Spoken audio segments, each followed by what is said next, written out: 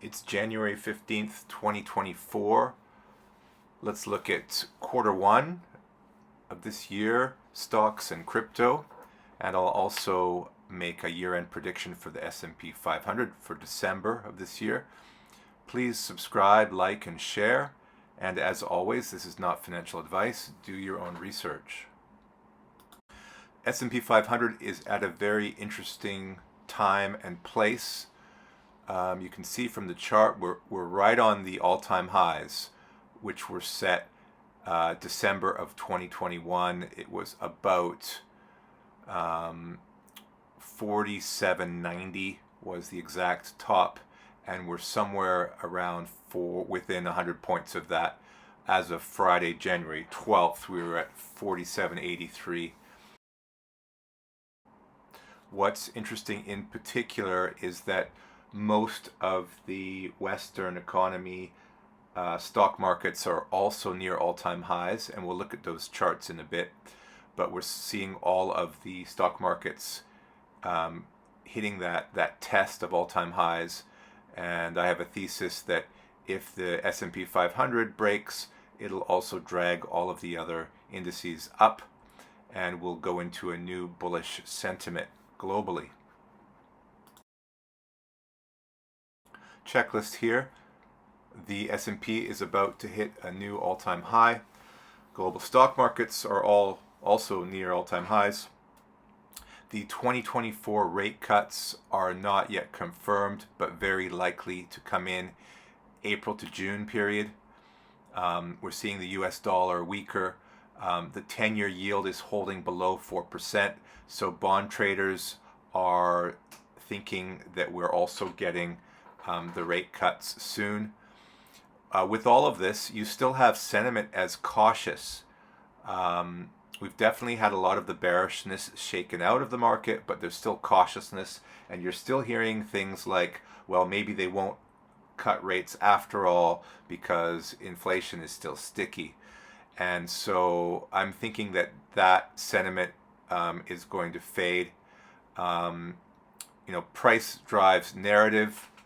By this, if we get new all-time highs, this will drive global sentiment and reflexive move upwards. So we'll see the majority turn bullish, and we'll have a good quarter one. As mentioned, there are multiple Western economy stock markets at all-time highs or near them. You can see this is the German DAX at the far right. We've already gone into new all-time highs there. The UK's FTSE 100 looks very bullish as well, and testing all-time highs at 76.24 as of Friday, January 12th. Australia ASX 200, again, right on the edge of breaking out to new all-time highs, and you can see it's tested there 3 or 4 times. Canada, Toronto TSX Composite, again, we're at 20,990. You can see we're just below all-time highs, and we had several tests of that level, so looking to break out. And the MSCI World Index at 3168, right on the all-time highs. The chart looks very bullish. So what could be the potential triggers that push the S&P into the new all-time high and likely drags the other global stock markets up? So the big one would be January 30th. We get the next Fed meeting, and if Powell is dovish again like he was last time, this could encourage the market that we're getting the Fed rate cuts. I wouldn't take much for that to happen.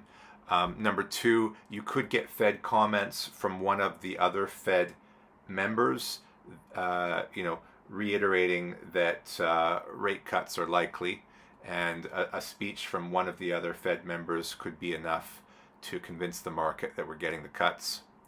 A third point would be fresh positive economic data related to disinflation. So it could be PCE updates or something to do with price levels at the corporate level.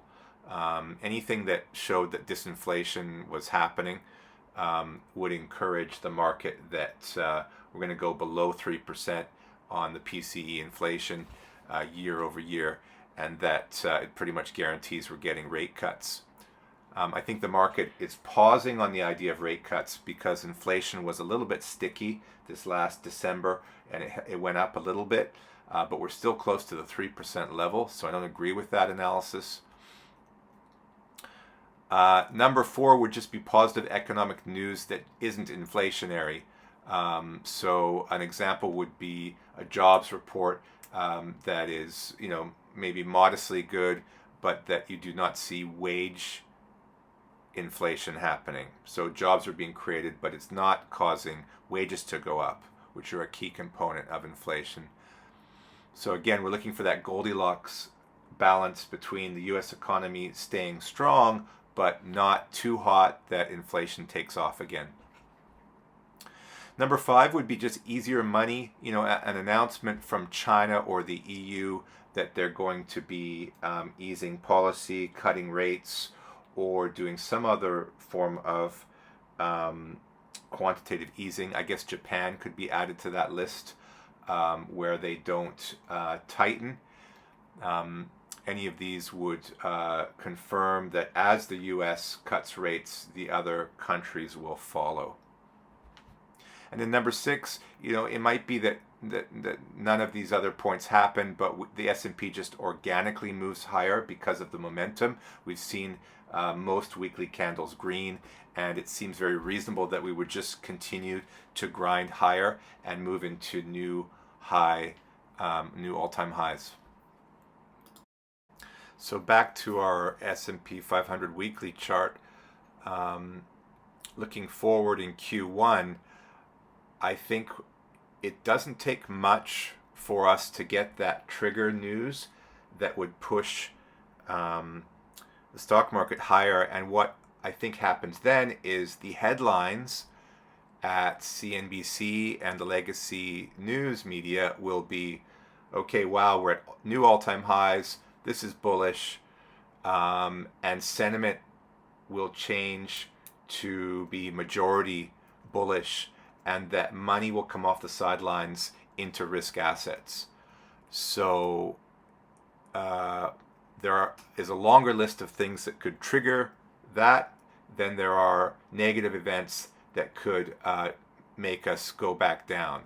And so it seems like we could hit somewhere between 4,800 and 5,000 in the next few weeks.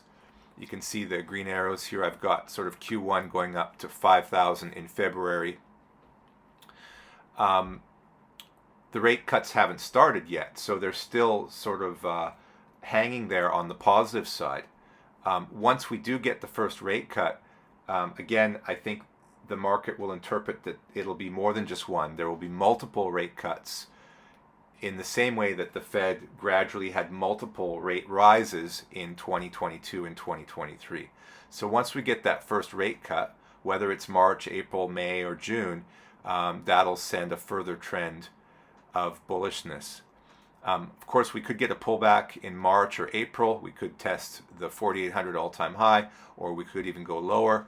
But once the rate cuts start, I think we're going to have a good year, and we would go to somewhere around 5,300 as of December of 2024. Of course, this doesn't consider outlier events, geopolitical problems that could occur. If you notice, though, last year we had the Israeli conflict breakout, and the economy still had one of its strongest runs in history. And so it would take a really major global event to cause the market to get fearful, I think. So this year I see a few things. I think a higher Q1, there might be some weakness mid-year, but we're in an election year. So that's November. We're going to start to hear headlines that Trump is winning in the Republican primaries. My guess is that they're not able to stop him with legal challenges to him being on the ballot or accusations of criminal doing, and that Trump will be confirmed as the Republican candidate. Markets will like that. I think a Trump candidacy is positive for stocks.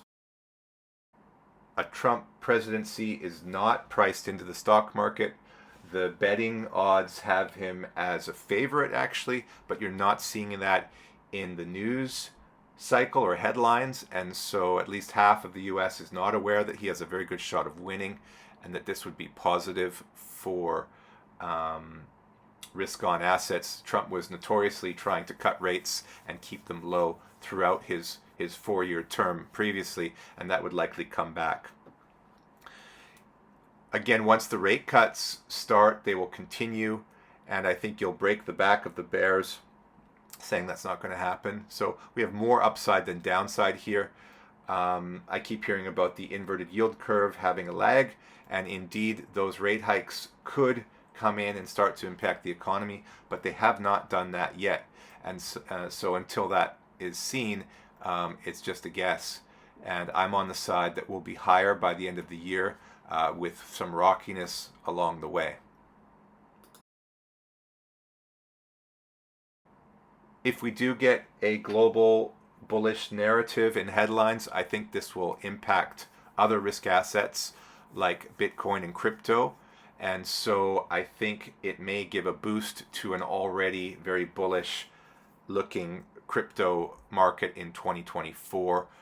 We just had the Bitcoin spot ETFs go live last week. We've had 2 trading days. The prices initially on Bitcoin went up to about 48,000 and then sold down to 43,000. But we're still in a monthly bullish chart here. You can see this is monthly Bitcoin, and you can see we're above the 10-month simple moving average. We get the halvening in April, and we also have ETF buys every day that the stock market's open. So I think there's a lot of buy pressure. You've got MicroStrategy buying, you've got all of the 11 ETFs buying, and then retail is also quite positive. Back to the idea of reflexivity, and the idea that price drives narrative.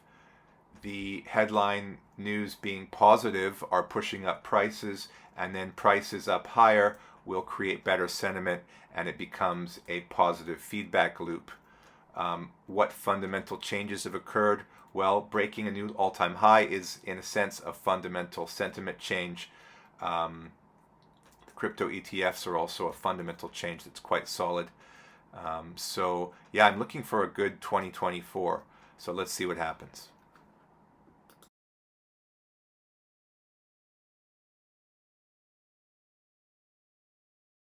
Thanks for listening. You can follow me on Twitter at Gresham's Law 7. Please like, subscribe, and share. Thanks.